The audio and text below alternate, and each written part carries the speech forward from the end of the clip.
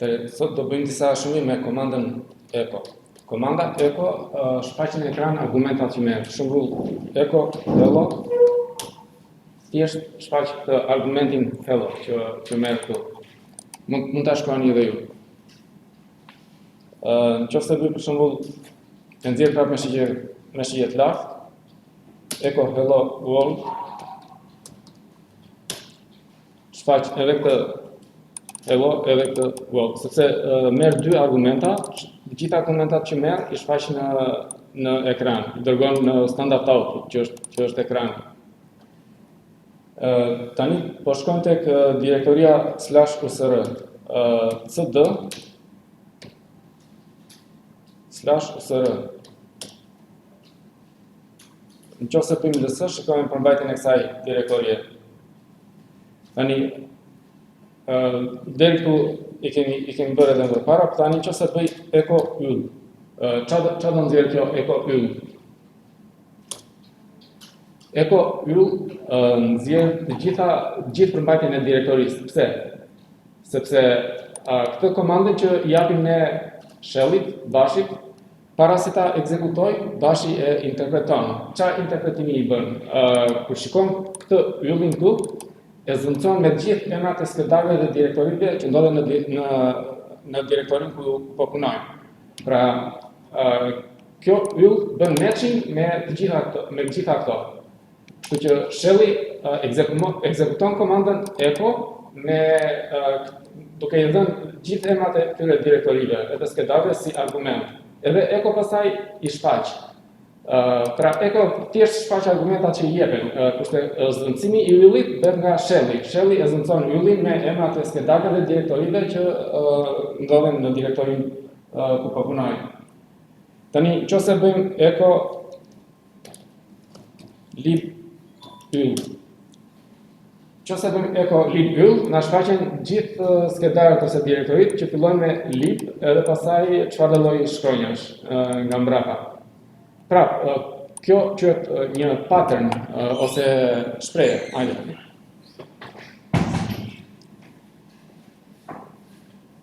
Dhe shelli bën matching, gjen cilat skedar ose direktori në direktorin ku po punojnë, për të puthur me këtë pattern ose me këtë shprehje, si mund ta quajmë, janë këto, sepse fillojnë me lib, edhe pastaj ylli nënkupton që edhe mund mos ketë asnjë karakter nga mbrapa, kështu që edhe vetë kjo lib bën match.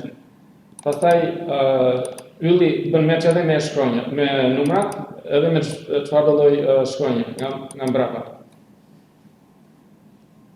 Tani nëse bëjmë echo yll bin. Është e njëjta gjë, e njëjta logjikë. Shelli bën match të gjitha direktorit këtu ku jemi, që përputhen me këtë shprehje yll bin, vetë kjo bin bën match, sepse ylli nënkupton që mund mos ketë edhe asnjë karakter, ose një ose shumë. Edhe bën match edhe kjo s bin. Nëse bëjmë echo lib yll 32. Tashi, qa na doli në këtë rast? Qa ndodh? Shelli përpiqet ta trajtojë këtë si shprehje, si pattern.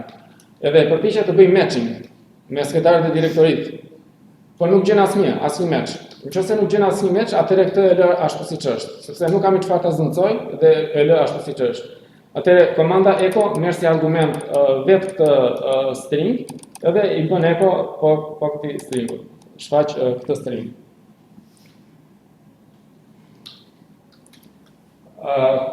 Kjo matching funksionon edhe me në direktori. Për shembull, nëse bëjmë echo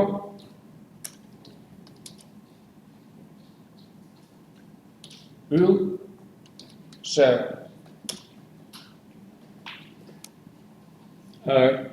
Shelli përpiqet të bëjë match domethënë me këtë yllin gjitha në direktorit dhe pastaj poshtë asaj direktorie kërkon një nën direktori me emrin share. Edhe një nën direktori të tillë e gjen vetëm tek kjo lokal. Kështu që vetëm local share bën match, edhe shfaq vetëm këtë, vetëm local share. Ose një shembull tjetër, echo /yll/b. Atëherë, shelli përpiqet bëjmë matching me këtë pattern, dhe kjo fillon që nga rrënja e sistemit, pastaj çdo direktori, çdo nën-direktori që ka një nën-direktori bin. Edhe na dalin që janë këto direktori që përputhen me këtë pattern, /lib/delete bin, /lib/etj bin, edhe usr local bin. Pra, ky match në këtë rast bëhet duke filluar që nga rrënja, meqense kjo shkronja e parë është slash, që nuk kupton rrënjën. Kurse në këto rastet e tjera ku kemi relativ matching, do të thonë kërkonte direktoria konkrete sepse nuk fillon me një slash.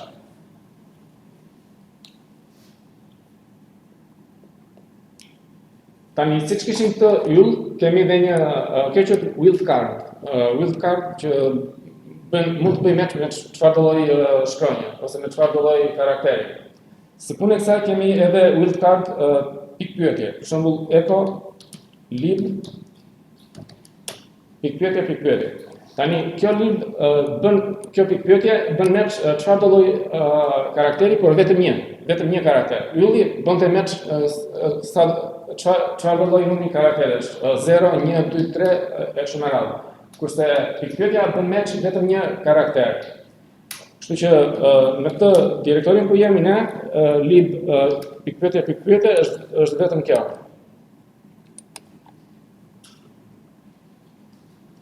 Nëse e provojmë me 3 pikpyetje,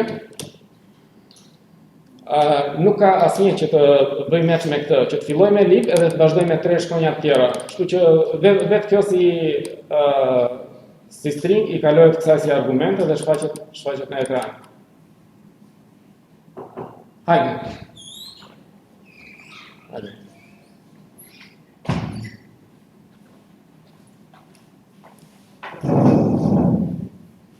Po shikojmë edhe një shembull tjetër, echo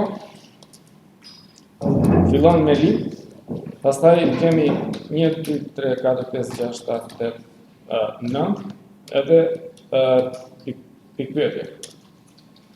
Tani, këto klapat katrore tregojnë që mund të bëjë match me secili nga këto karaktere. Do të thënë vetëm një karakter, por që mund të bëjë match me secili nga këto karakteret që ndodhen brenda klapave katrore.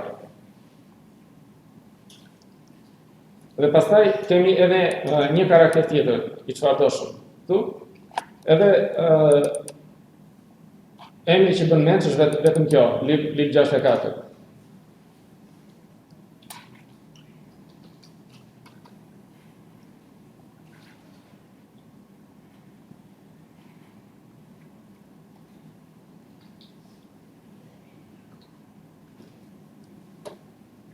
Tani, nëse kësaj i shtoj diçka tjetër përpara, për shembull,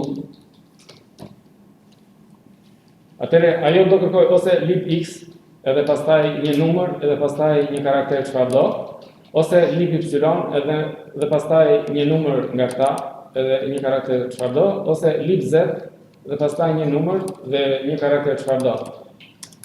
Praktikisht nuk ka të tillë. Po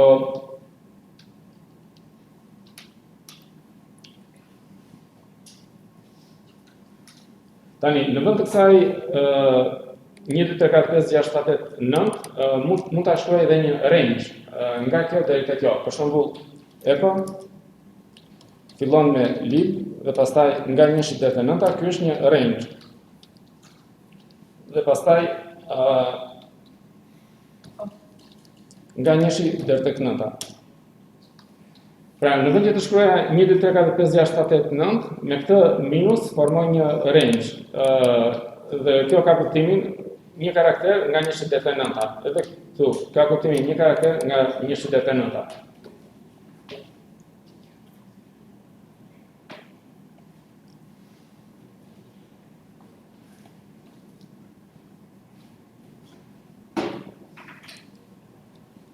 Tani, këtë shembullin këtu mund ta shkruaj edhe në këtë formë duke përdorur ato që quhen klasa karakteresh. Për shembull, një çift tjetër me klapa katrore, pastaj dy pika, pastaj digit. Dhe kjo këtu është një klasë karakteresh që përfshin të gjitha shifrat. Kush janë të gjitha shifrat? 0, 1, 2, 3, 4, 5, 6, 7, 8, 9. Domethënë digit këto janë ato shifrat. Nga 0 deri te 9.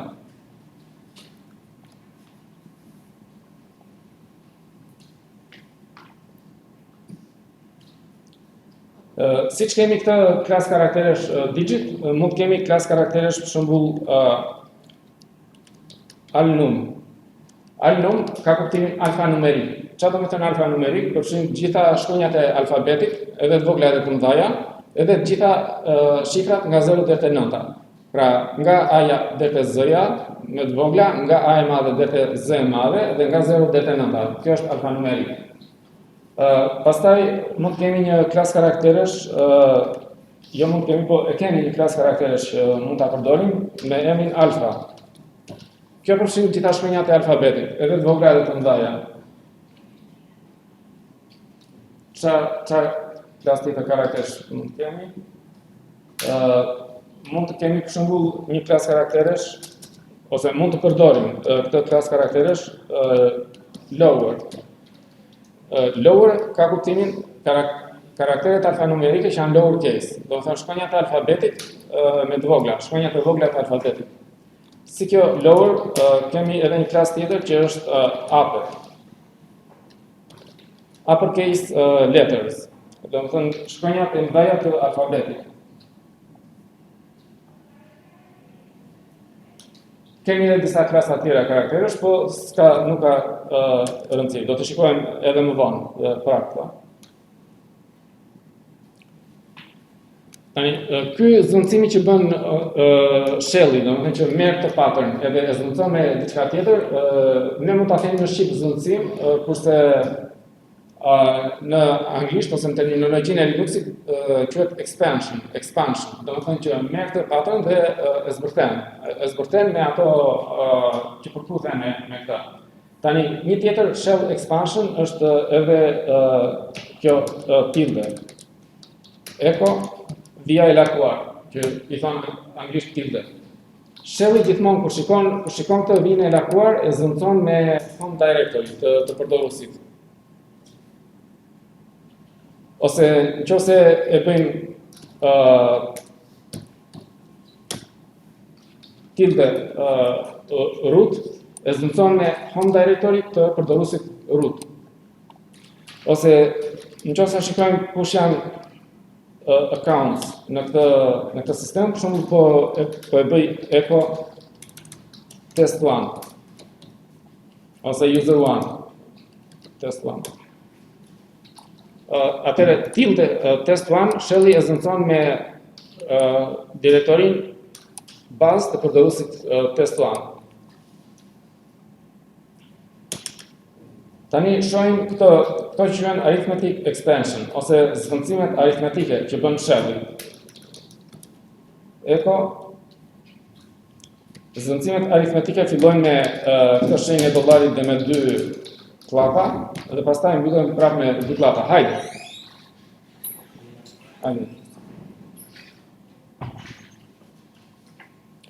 Dhe këtu brenda këtyre klapave dyshe vjen një shprehje aritmetike. Shprehja aritmetike do të thënë që ka numra, ka veprime aritmetike plus minus pjesëtim shumëzim e kështu me radhë.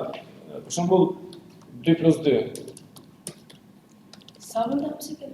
Nuk ka rëndësi, mund të lësh hapësirë, mund të mos lësh. Hapësirën këtu te plusi po e lë thjesht për lexim, domethënë këtu mund të lë hapësirë, mund të mos lë. Në këtë rast nuk ka rëndësi. Edhe këtu mund të lë hapësirë, mund të mos lë. Çfarë bën Shelly kur shikon që fillon me këtë dollar edhe klapa dyshe dhe mbyllet me klapa dyshe, e merr këtë shprehjen ose këtë gjën që ndodhet brenda klapave dhe e trajton si një shprehje aritmetike dhe e vlerëson që vlerën e kësaj shprehje aritmetike. Dhe të gjithë këtë pattern ose të gjithë shprehje e zëvendëson me vlerën aritmetike të kësaj shprehjes që ndodhet brenda klapave. Kështu që kjo komanda echo merr si argument vetëm numrin 4, edhe premton numrin 4, nuk merr këtë dollarin e Claudion si argument.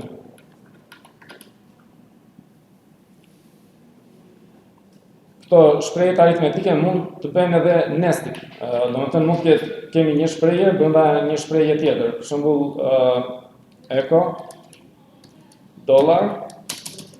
Kjo është shprehje e parë, këtu brenda mund të kemi një shprehje tjetër. Për shembull 5 yll 2. Pastaj këtu kemi shumëzim për 3. Tani çfarë është kjo yll në fuqinë 2? Po, është fuqi. Domethënë kur kemi vetëm një yll është shumëzim, kur kemi 2 yje është fuqi. 5 në fuqi të dytë është 25, shumëzim për 3 është 75. Pra, shelli e zvendçon një herë këtë, të parën, pastaj e zvendçon këtë. Domethënë këto zvendësimet që bën shelli janë edhe rikursive, domethënë që bën zvendësime edhe brenda atyre. Derisa ta zvendçojë gjithë shprehjen.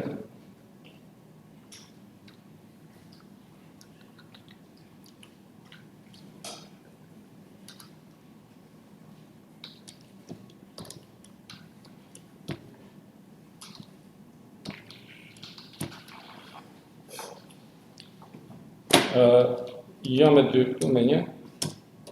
Tani, ky veprimi është zakonisht pjesëtim. Mirë po këtu na jep si rezultat numrin 2. Atëherë ç'a kuptojmë që ky është pjesëtim pa mbetje, po pjesëtim ose gjen vetëm hersin. Nuk gjen vlerën e saktë të pjesëtimit, po kthen vetëm hersin e pjesëtimit, jo mbetjen. Nëse duam të gjejmë mbetjen, përdorim këtë përqindjen. Përqindja na jep mbetjen e pjesëtimit. Pra, kjo është pjesëtim në numra të plotë. Domethënë pjesëtojmë dy numra të plotë dhe marrim si rezultat një numër të plotë. Që është hersi i pjesëtimit pa mbetje. Kurse nëse duam të gjejmë mbetjen, përdorim këtë shenjën e përqindjes.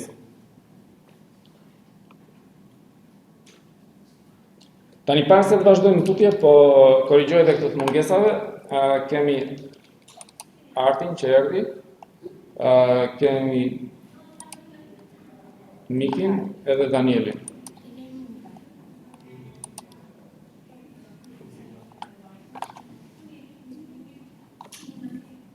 Para se të vazhdojmë tutje, një pyetje për ju të reqën. Në datën 14 dhe 15 ka një aktivitet këtu në orën 10 dhe në pyetje profesorja që ka këtë laboratorium. Mund ta bëjmë nga ora 9 deri në 10 vetëm për foto data? Është problem për ju? Do bëjmë një sakrificë dy ditë. Ti themi profesorë se okay, në rregull. Vetëm 2 ditë? 14-15. Pastaj vazhdojmë si zakonisht. Ose nëse ju e keni më mirë që ta bëjmë çdo ditë 19, e bëjmë. Jo. Ë? Për juve, si është më mirë? Nuk e ta thëj. Ë? 10 me 11. Okej, në rregull. Tani do shikojmë ato që quhen brace expansion. Po i bëj një clear ekranit. Çfarë quhen brace në anglisht? Janë këto klapat e lakuara. Pra, këto quhen brace. Parenthesis janë klapat e rrumbullakta. Pastaj square brackets janë klapat katrore dhe këto quhen brace, ose klapat lakuara ose klapat gjatëprushe. Po shikojmë një shembull. Echo front minus, pastaj kemi këtë brace expansion, pastaj back. Do kthejmë prapë ato. Back. Tani këtu brenda këtyre vendos A, presje B, presje C. Dhe i jap enter. Atëherë shikoni çfarë ndodh. Këto janë disa alternativa të ndryshme brenda këtyre klapave të lakuara ose klapave gjarpërushe të ndara me presje. Dhe shelli zvendçon këtë stringun me secilën prej këtyre alternativave. Domethënë e përsërit. Në fillim me këtë pjesën e bashkon me A, e bashkon me këtë, edhe një argument. Pastaj këtë pjesën që vjen para këtyre e bashkon me B, e bashkon me pjesën e fundit, argumenti i dytë. Dhe argumenti i tretë është kjo bashkuar me këtë, bashkuar me këtë, Edhe dalin këto tre argumente që i jepen komandës echo. Edhe komanda echo i shfaq në ekran. Tani të shikojmë një shembull tjetër, echo number edhe këto braces 1.5. Tani ç'a ndodh? Këtu kemi një range me këtë pik. Kjo 1.5 është sikur të kishim 1, presje 2, presje 3, presje 4, presje 5. Pra, për të mos i shkojmë të gjitha, shkojmë të panin e fundit dhe e kemi si një range me pik. Edhe bëhet prapë i njëjti zvendësim nga shell. Tani shikojmë këtë shembull tjetër. Echo 01 pik 15. Dhe shelli e zbërthejmë këtë në këtë mënyrë, ose e zvendëson atë shprehjen në këtë mënyrë.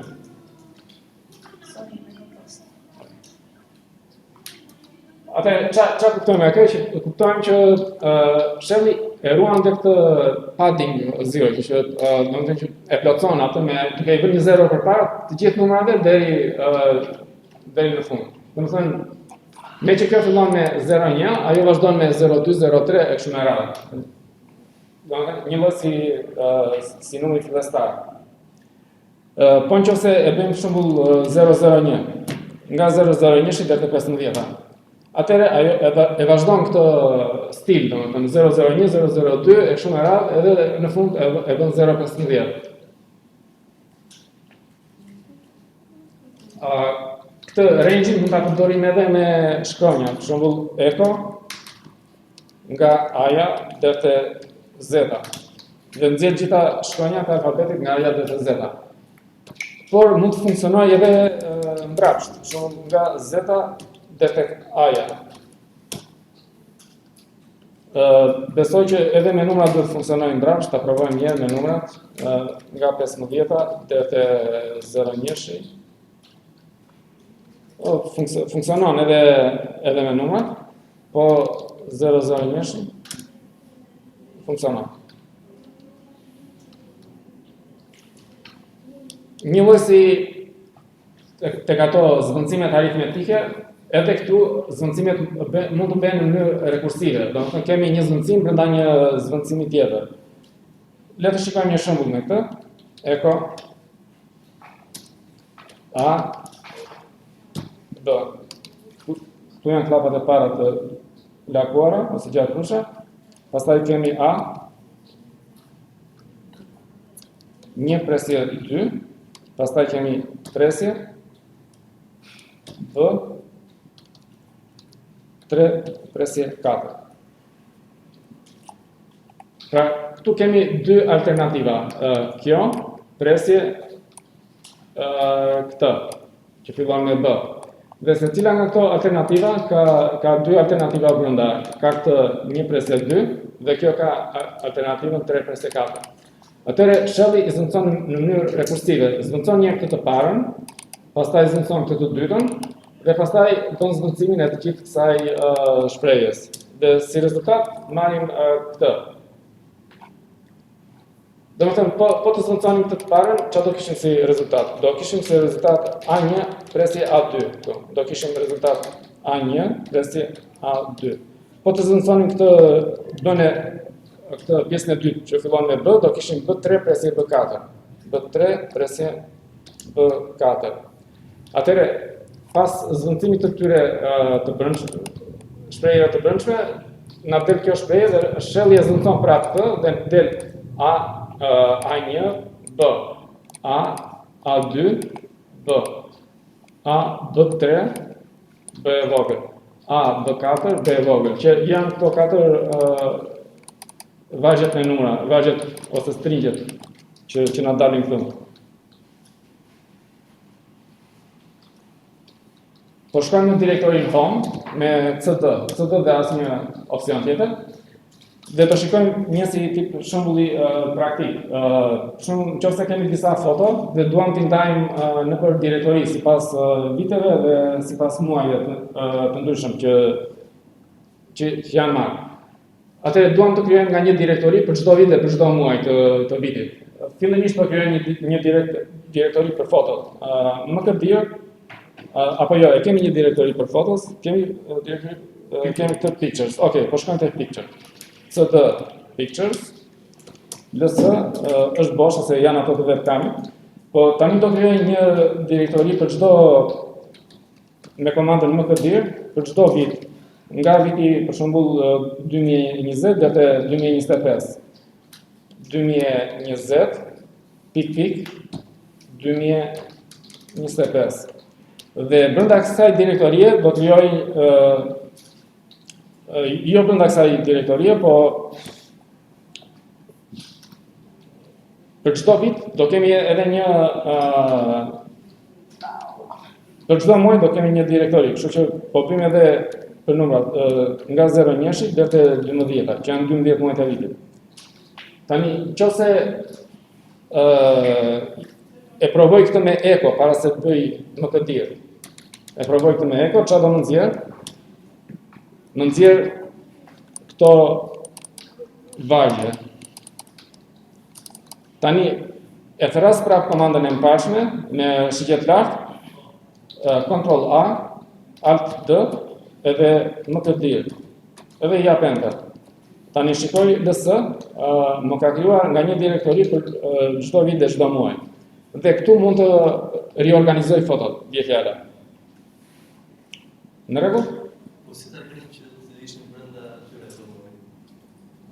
Nëse doni ta bëni brenda muajit, atëherë këtë do ta zëvendësoni me slash. Në vend të kësaj në vend të këtij minusit këtu, në vend të këtij minusit do vendosim një slash. Dhe përveç kësaj më këtë dirë do të vinim edhe një opcion P, që të krijoj edhe direktorin që nuk ekziston, po, gjithë pathin. Le ta provojmë edhe këtë. Po e tras edhe një komandë mbarshme dhe në vend të më të dirë po i bëj rmdir për të fshirë gjitha këto. Pra Ctrl A, Ctrl D, Ctrl T edhe rmdir. Po jap Enter, LS. I fshim gjitha, ë?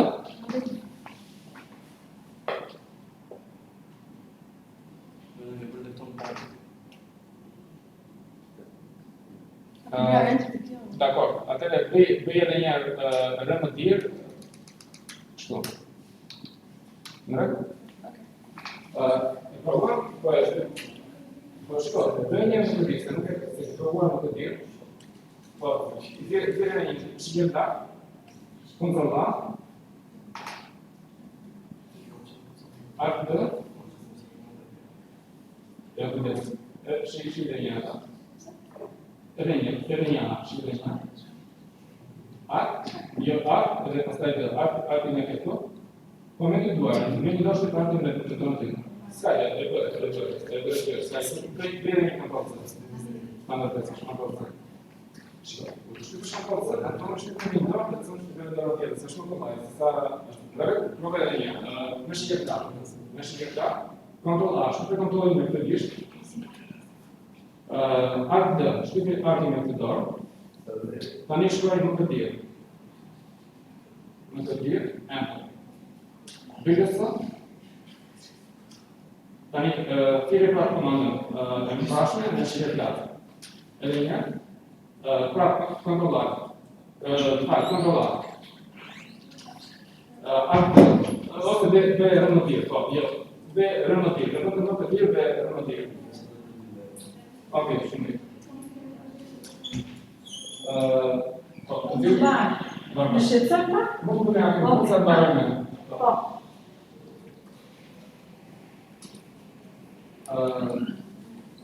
Shkrive dhe një pasë komandën në të rëmëtirë.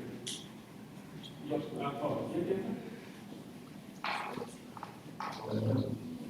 Edhe një, po, edhe një.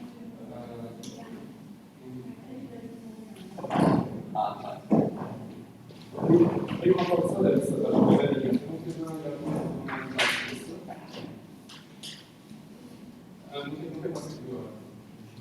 prendiamo per dire, non andremo più per dire. No, ok, adesso. No, quindi qui è lo dire che ci vedete una cosa. Ok,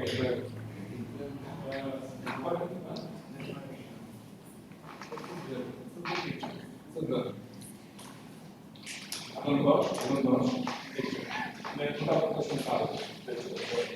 Okej, ende.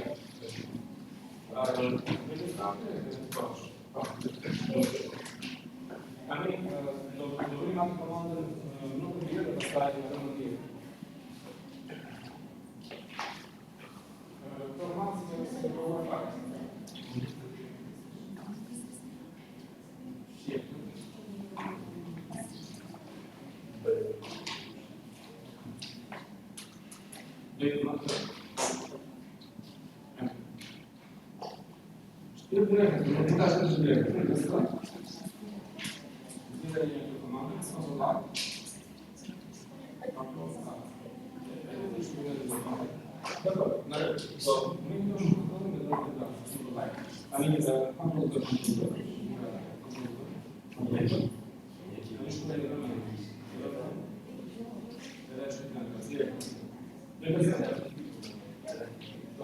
Tani le ta shikojmë edhe këtë shembull që tha Miki, që në vend që t'i ndajmë me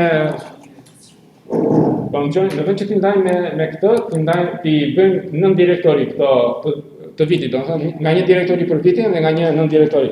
Atëherë po e thras komandën më këtë dirë më sipër. Me shigjet lart. Tani këtë këtu po e zëncoj me slash. Dhe në fillim po jap opsionin -p. -p. LS kemi nga një direktori për çdo vit. Po ta bëjmë LS 20 për shembull, kemi nga një direktori për çdo muaj brenda kësaj direktorie. Dakor? Po ta provojmë edhe me 3. Me 3 na jep në formë teme, mund ta shikojmë gjithë strukturën me komandën 3. Komanda 3.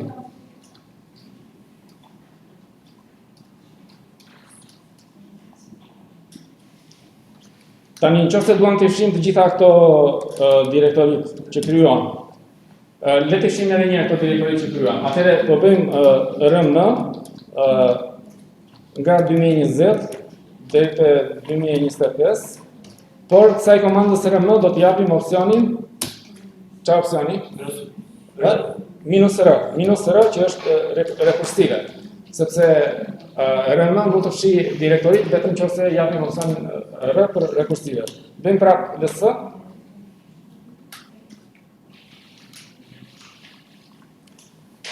Në rregull?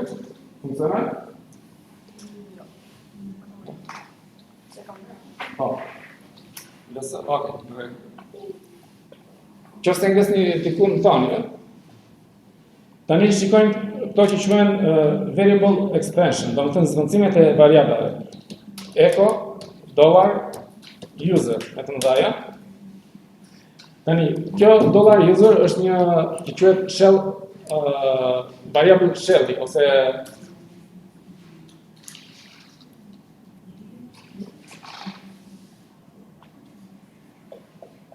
shell variable. Domethënë, ky është si një variabël i përkufizuar në këtë shell. Dhe nëse ne e thrasim, domethënë mund të marrim vlerën e kësaj. Dhe shelli bën zvendësimin e këtij variabli me vlerën e tij. Dhe ky variabël mban emrin e përdorësit që është loguar për momentin. Mund të shikojmë një listë të variableve me komandën print_end. Pra kjo print_end tregon mjedisin ose environment të këtij shelli që po punojmë ne tani, dhe meqense lista është e gjatë, e kalojmë te komanda ls. Kjo është një variabël mjedisi me space, kalojmë te faqeve të tjera. Ja po kemi edhe ndryshoren user ose variabël user që ka për rastin tim ka vlerën e përdorësit konkret. Edhe me që dalim me që nga lesi. Tani, që ndodh nëse bëjmë një gabim, për shembull echo, një variabël që nuk ekziston.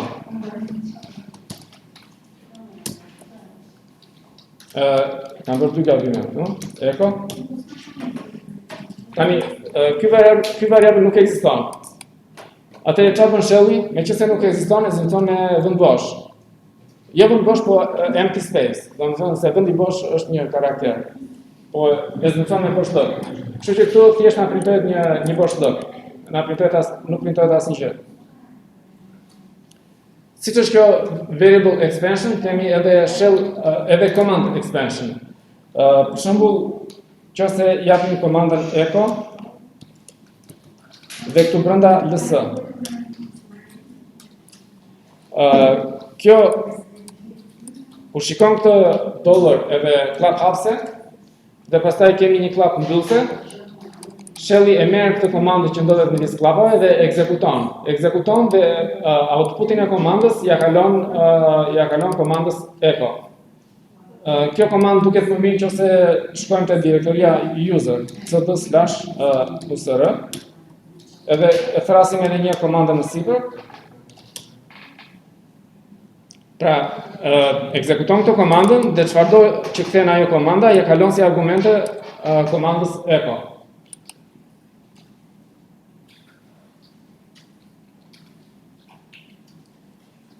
Le të shikojmë edhe një shembull. Echo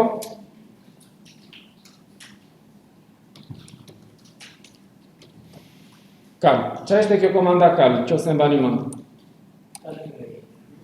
Kalendar. Tregon muajin isha apo nuk isha.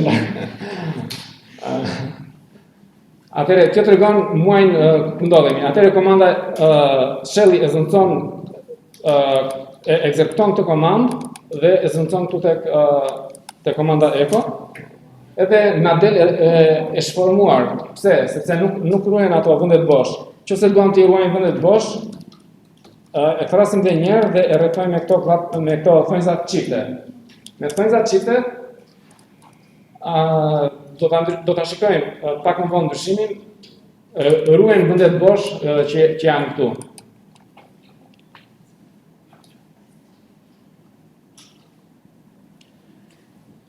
Atëherë po bëjmë një clear dhe po provoj këtë komandë. Echo this is a test. Tani këtu kemi gjithë ato vende bosh. Po nëse unë jap enter, rezultati më shfaqet pa vende bosh. Pse? Si shpjegoj?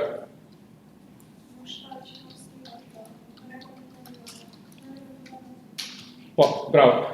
Tani, komanda echo merr si argumente këtë, një argument, dy argument, tre argument, katër argumente. Pavarësisht se këtu ka gjithë ato vende bosh, shelli e konsideron këtë si argument edhe këtë si argument. Tani, komanda echo shfaq argumentet që merr me nga një vend bosh. Kështu që ajo i shfaq të katra këto argumente me nga një vend bosh në mes.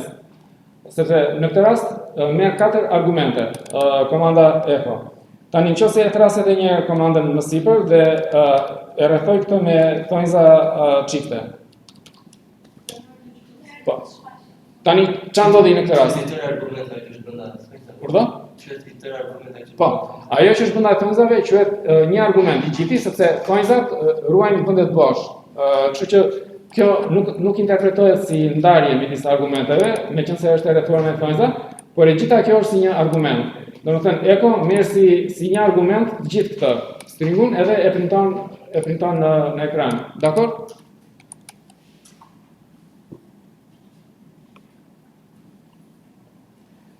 Shikojmë edhe këtë shembullin tjetër. Echo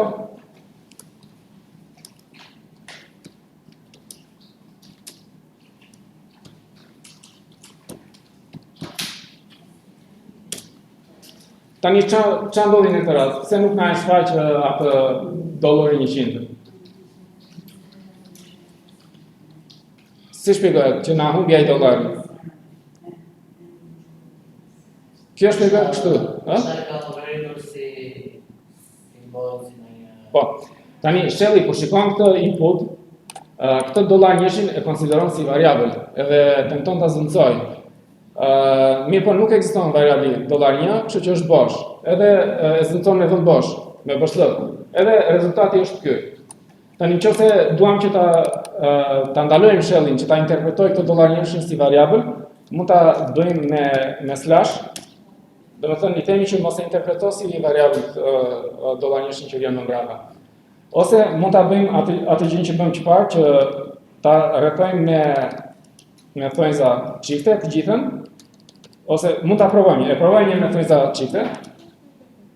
Kur kemi thonjza çifte, shelli prapë zënson ato.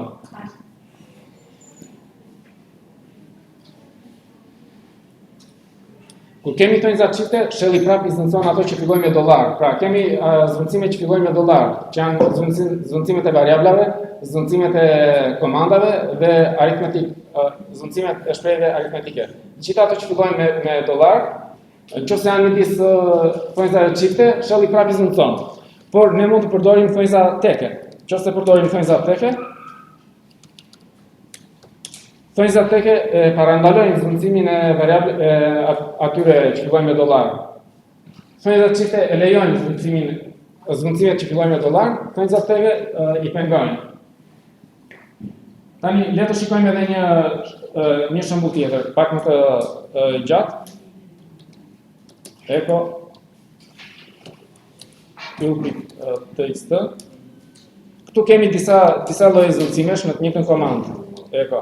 Arti, mund të shkruash.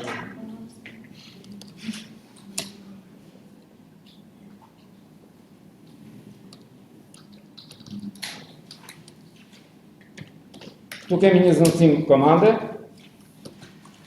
Pastaj kemi një zëvendësim shprehje aritmetike.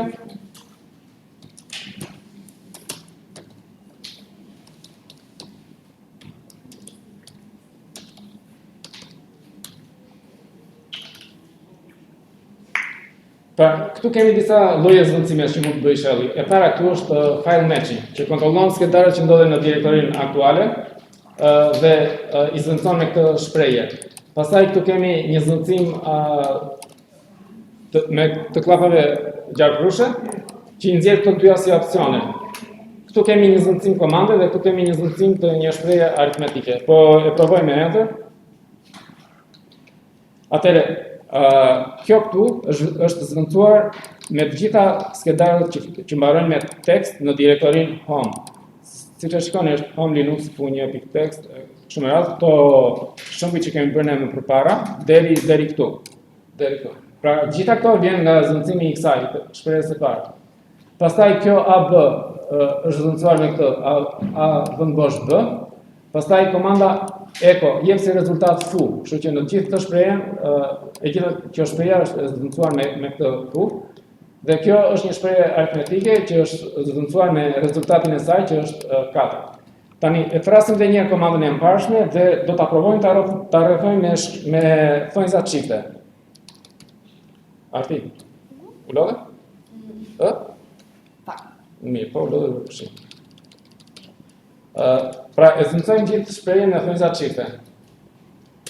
Dhe çfarë shikojmë? Thonjza çifte e pengojnë zëvendësimin e këtyre file matching ose pattern matching, po ashtu e pengojnë edhe zëvendësimin e këtyre klapave gjarpërushe. Pra, siç e shikojmë këtu, nuk janë zëvendësuar këto dy, por nuk pengojnë ato zëvendësimet që fillojnë me dollar. Për shembull, kjo zëvendësimi i komandës ose zëvendësimi i shprehjes aritmetike. Edhe variabli po të ishte, se kemi edhe zëvendësim variabli, prapë nuk do ta pengonte. Prapë ndodh zëvendësimi, nëse fillon me dollar, nëse është një zëvendësim që fillon me dollar. Tani e nxjerrim edhe një herë komandën më sipër dhe thonjzat çifte do t'i zëvendësojmë me thonjza tek. Ta shikojmë çfarë ndodh kur kemi thonjza teke. Ctrl A e zëvendësojmë me thonjzë teke, pastaj Ctrl E për të shkruar në fund. E zëvendësoj prapë me thonjzë teke dhe shtyp enter.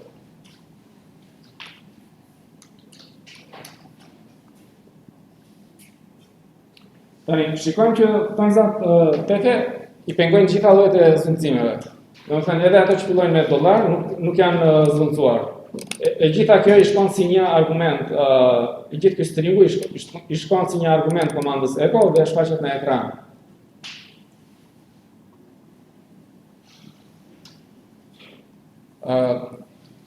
Kush të na bëj një foto? Për qenë se jemi dhe shumë veta.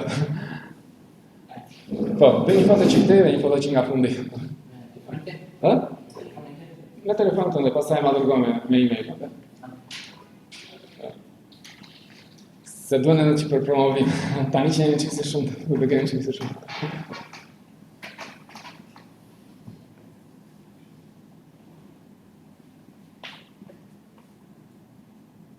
Qesh një pak.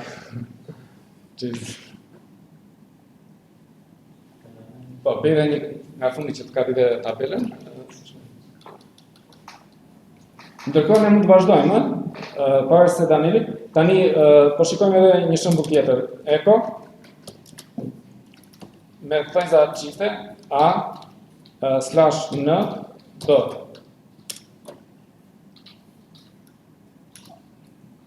Tani kjo ka trajtuar këtë /n si string, por nëse i shtojmë nëse i shtojmë këtë opsionin -e komandës echo, atëherë kjo i tregon komandës echo që janë disa shenja speciale që fillojnë me slash dhe ato mund t'i zvendësoj. Zakonisht kjo /n nënkupton end of line ose new line. New line, në gjuhën C për shembull, edhe në gjuhë tjera programimi, edhe në bash, nënkupton new line për komandën echo nëse i shtojmë opsionin -e. Pa opsionin -e trajton si string normal. Tani si kjo /n-ja është edhe kjo /t-ja. /t-ja çfarë nënkupton /t-ja? Tab. Tabi është një karakter që zë ose 4 ose 8 hapësira, si të konfiguruar sistemi. Në këtë rast për shembull zë 8 hapësira. Varet nga konfigurimi. Ndonjëherë zë edhe 4. Pra, me opsionin kjo tab interpretohet, kjo /t-ja interpretohet si tab, por pa opsionin thjesht interpretohet si string normal. Se këtë mund ta mendojmë si extended ose diçka e tillë, ë? Si efekt. Si çfarë? Si efekt. Efekt, ose extended, extended syntax ose diçka e tillë. S'ka rëndësi. Thjesht kjo ja e bën këtë punë. Për komandën echo. Tani do shikojmë diçka për mjedisin e shellit ose mjedisin e bashkë. Po i bëjmë një clear ekranin. Clear është komanda që të pëlqen shumë dy. Okej. Tani ne e pam print end. Fillimisht i printonte mjedisin e shellit, ose të këtij bashkë që po punojmë ne, edhe e shfaqim me komandën ls. Këtu shikojmë që kemi disa variabla në këtë mjedis. Për shembull kemi këtë variablin print wd që mban direktorinë ku po punojmë momentalisht, kemi log name, që është një lloj si pak a shumë si username, edhe këto variablat e tjera të konfigurimit, cinnamon version, desktop session, e kështu me radhë, që përdoren nga programe të ndryshme që jemi duke përdorur. Për shembull, ne po përdorim desktopin Cinnamon. Edhe desktopi Cinnamon për shembull përdor këto variabla konfigurimit. Ose kjo shërben për konfigurimin e asaj që quhet locale. Locale do të thonë mënyra se si shfaqen numrat ose vlerat monetare e tjera. Sepse ndryshojnë nga vendi në vend, shumë ndryshojnë në Evropë, ndryshojnë në Amerikë, ndryshojnë në një shtet, ndryshojnë në një shtet tjetër. Ose mënyra se si shfaqet data. Për shembull ne themi datë muaj vit. Në Amerikë thonë muaj datë vit zakonisht. Kështu që këto lloj gjërash përcaktohen nga locale. Edhe këto variabla përcaktojnë se çfarë locale jemi duke përdorur ne për momentin. Për shembull ne jemi duke përdorur të quhet /al, pik utf8. UTF është unified, do të thotë është puna e ASCII, po është më e përgjithshme. Është një tabel karakteresh, UTF8. Është një tabel karakteresh, por shumë e madhe se ASCII dhe përfshin gjitha llojet e karaktereve, edhe shkronjat latine, edhe shkronjat cirilike, shkronjat arabe, shkronjat kineze, përfshin emoji, sepse është një tabel shumë e madhe, është më e madhe se sa ASCII. ASCII është një tabel karakteresh, por që ka shumë pak karaktere. Ka vetëm alfabetin latin, edhe shenjat e pikësinjit, edhe disa karaktere të tjera.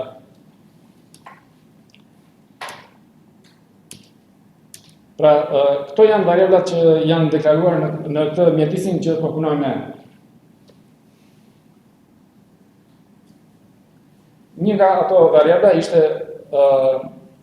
user, ishte variabli user, dhe për të shfaqur vlerën e tij, ne e pam që mund të përdorim komandën echo edhe e përdorim $user. $user Shelli zvendçon vlerën e këtij variabli, zvendçon këtë variabël me vlerën e tij.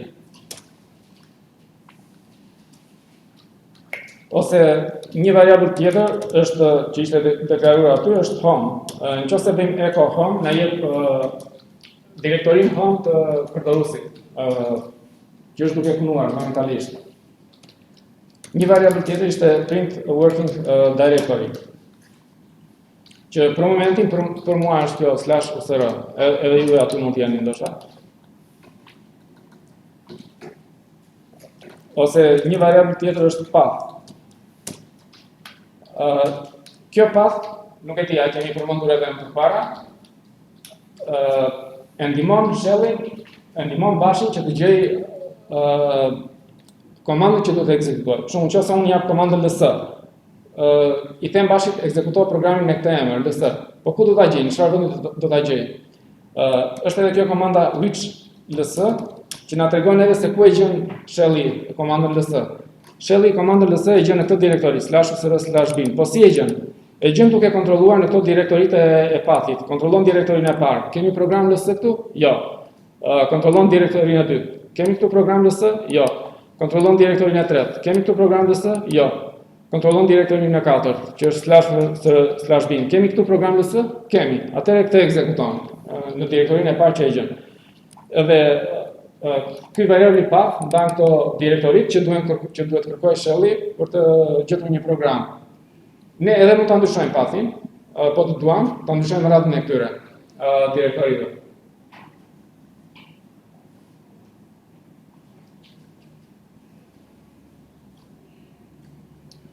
Tani këto variablet që pam ne, që i pam edhe me këtë komandën printm, ku janë deklaruar, apo si deklarohen?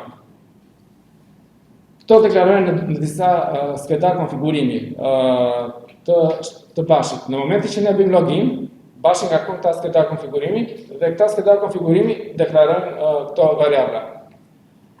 Tani, cilët janë këta skedar konfigurimi? E para, duhet të dim që mund të kemi dy lloj shelli. Një që quhet login shell edhe një që quhet jo login shell. Login shell është kur ne hyjmë me username dhe password në terminal. Jo login është kur e hapim për shembull duke klikuar tek ikona. Si guest. Jo si guest. Shiko, në momentin që nëse ne na kërkohet një username password, japim username password edhe hyjmë te shelli. Sepse në disa raste hyjmë direkt te shelli. Në disa sisteme nuk kanë ndërfaqe grafike, kanë vetëm ndërfaqe me komanda. Kur ne japim username password, na hapet shelli, kjo quhet një login shell, sepse direkt kemi hyrë me login, me username password. Tani, në rastin tonë ne kemi një ndërfaqe grafike. Ne japim username password dhe na hapet desktopi. Në desktop ne klikojmë ikonën e terminalit dhe na hapet shelli. Kjo quhet shell jo login, domethënë e kemi hapur shellin por pa bërë login. Sepse login ne kemi bërë më përpara. Tani, çfarë ndryshimi kanë këto dyja nga njëra tjetra? Ndryshimi është që ngarkojnë variabla konfigurimi të ndryshme. Kur kemi një login shell, ngarkon një dy skedar konfigurimi. Kur kemi jo login shell, ngarkon dy skedar konfigurimi të tjerë. Tani kush janë këto skedar konfigurimi? Në përgjithësi kjo nuk ka shumë rëndësi, sepse këta skedar konfigurimi ose janë të njëjtë, ose janë shumë të ngjashëm, ose thrasin njëri tjetrin. Pra nëse ti bën login shell, ai thret edhe konfigurimin për jo login, edhe anasjelltas. Kështu që në përgjithësi nuk ka shumë rëndësi. Tani disa skedar për shembull kur bëjmë një login shell, skedari /etc profile është skedari i përgjithshëm i konfigurimit që ngarkohet. Le ta shikojmë me komandën nano se çfarë ka këtu. ky është pak a shumë si një skript, por këtu kemi edhe disa deklarime variabla, për shembull deklarohet variabli ps1 që përcakton promptin e shellit, dhe po ashtu bën edhe include, për shembull I bën include kësaj etc bashkë kjo pikë ka kuptimin include, që e thret përmbajtjen e atij skedari brenda këtij skedari. Po dalim nga nano me Ctrl X. Ctrl X është exit për të dalë nga programi nano. Ctrl X. Pra ky është skedar konfigurimi për gjithë përdoruesit. Po çdo përdorues ka një skedar konfigurimi të veçantë në direktorinë home, që është ls, quhet ls tilde pik profile.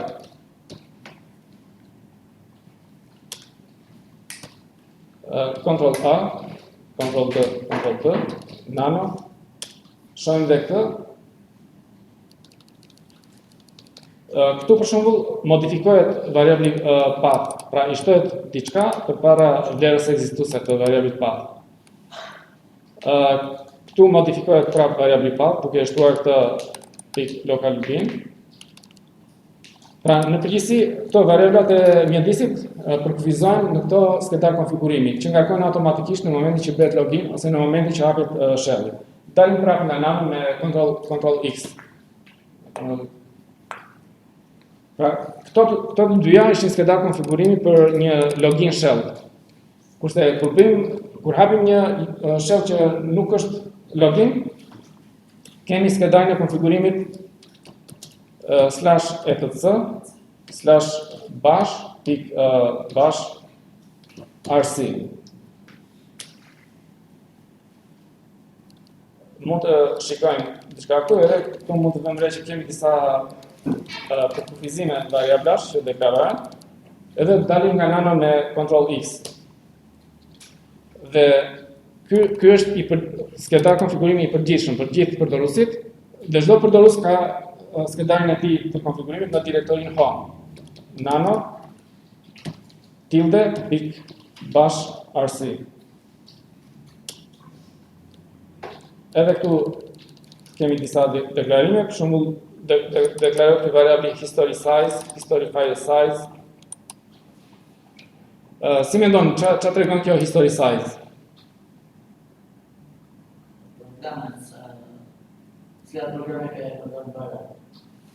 Komandat e mëparshme, e kemi parë ne më përpara komandën histori, që gjitha komandat që shkruajmë ne ruhen në memorie.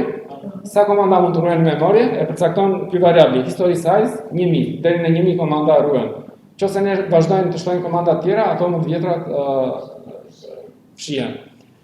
Kurse kjo history file size tregon gjatësinë e skedarit të historisë, sepse kur bëjmë exit nga shelli, komandat që kemi që janë ruajtur në memorie bëhen append tek skedari .history në direktorinë home.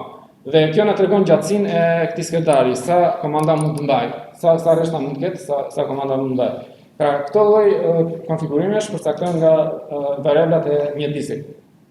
Atëherë po dalim me Ctrl X edhe nga ky program.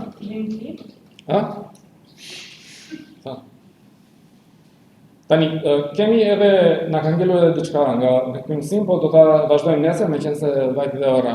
Okay?